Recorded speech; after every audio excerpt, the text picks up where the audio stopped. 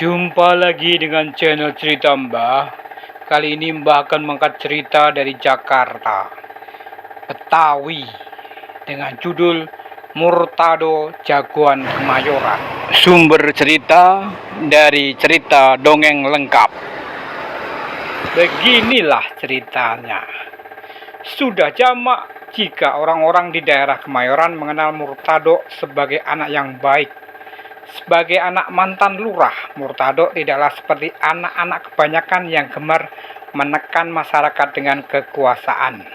Walaupun ia jago silat dan tekun menuntut ilmu, baik ilmu agama maupun ilmu dunia. Kerendahan hatinya ditunjukkan Murtado dengan ringan tangan kepada siapa saja yang membutuhkan bantuannya. Karakter ini yang dinilai oleh masyarakat dan justru disukai. Di zaman Murtado hidup, tepat di masa Hindia Belanda, banyak jago-jago silat kenamaan di Kemayoran mengkhianati kaumnya sendiri. Mereka lebih suka menjadi antek sinyo-sinyo Belanda. Pasalnya, dengan menjadi antek sinyo-sinyo Belanda, duitnya lebih banyak dan lebih berkuasa. Mereka banyak menebar teror demi memuluskan kebijakan tuan mereka, menindas warga Tionghoa atau warga pribumi sendiri.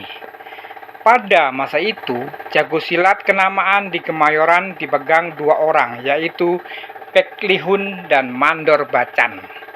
Ketika di Kemayoran diadakan derapan padi atau memanen padi, Mandor Bacan ditunjuk kompeni untuk mengawasi kegiatan itu. Murtado pun ikut dalam kegiatan itu untuk menemani seorang gadis cantik yang tidak lain adalah kekasih Murtado sendiri. Namun ketika Mandor Bacan melihatnya seperti kebanyakan centeng kompeni, ia langsung punya niat kurang ajar. Namun aksi Mandor Bacan dihalangi oleh Murtado. Merasa memiliki hak berbuat apapun di tempat itu, Mandor Bacan memerintahkan Murtado untuk menyingkir. Jika tidak, minggirlah. Jika tidak ingin pulang tinggal nama, tukas Mandor Bacan. Silakan kalau abang mau menjajal, tantang Murtado. Terjadilah perkelahian antara Mandor Bacan dan Murtado. Awalnya perkelahian itu tampak seimbang, namun lama-kelamaan terlihat siapa yang lebih unggul. Dengan satu pukulan pungkasan dari Murtado, Mandor Bacan limbung dan ambruk. Mandor Bacan berdiri lagi dengan sempoyongan. Pikirannya bekerja, jika tetap melawan bocah ini dirinya pasti kalah. Maka ia memilih kabur meninggalkan tempat perkara untuk kemudian melapor pada Pek Lihun. Pek Lihun segera ke tempat perkara untuk menuntaskan permasalahan antara Mandor Bacan dengan Murtado. Namun pembicaraan di antara para jago silat itu tidak menemukan titik temu, sehingga harus diselesaikan sekali lagi dengan jalan bertarung. Maka Pek Lihun pun menjajal kemampuan Murtado. Keduanya memakai jurus-jurus yang lumayan ribet di mata orang biasa. Namun sayangnya Murtado jauh lebih cepat, lebih kuat dan bertenaga. Ketika pukulan Murtado tepat mengenai Pek Lihun, terpentalah orang tua itu beberapa langkah ke belakang dan muntah darah, tapi tidak sampai modar. Murtado hendak memberi pukulan penghabisan pada Pek Lihun, tapi orang tua itu mengangkat tangannya menginstruksikan bahwa ia menyerah. "Gue nyerah," tukas Pek Lihun.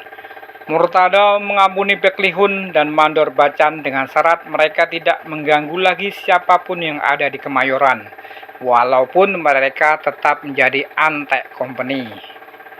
Dan kehidupan pun berjalan seperti biasanya hingga segerombolan Bromo Corah di bawah pimpinan Warso mulai menggasak Kemayoran.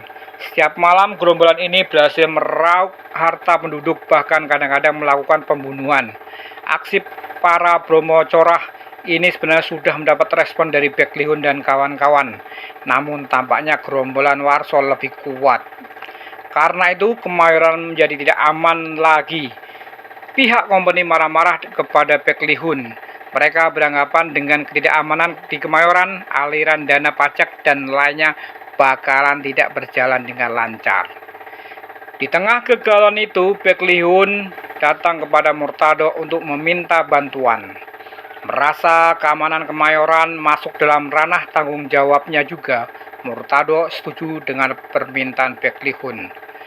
Bersama dua orang karibnya, Saumin dan Sarpin, Murtado mencari markas Warkas dan kawannya di sekitar Karawang.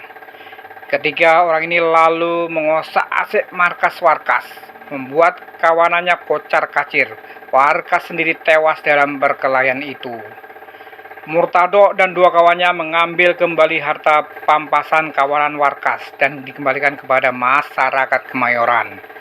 Semua berterima kasih atas jasa Murtado, termasuk company.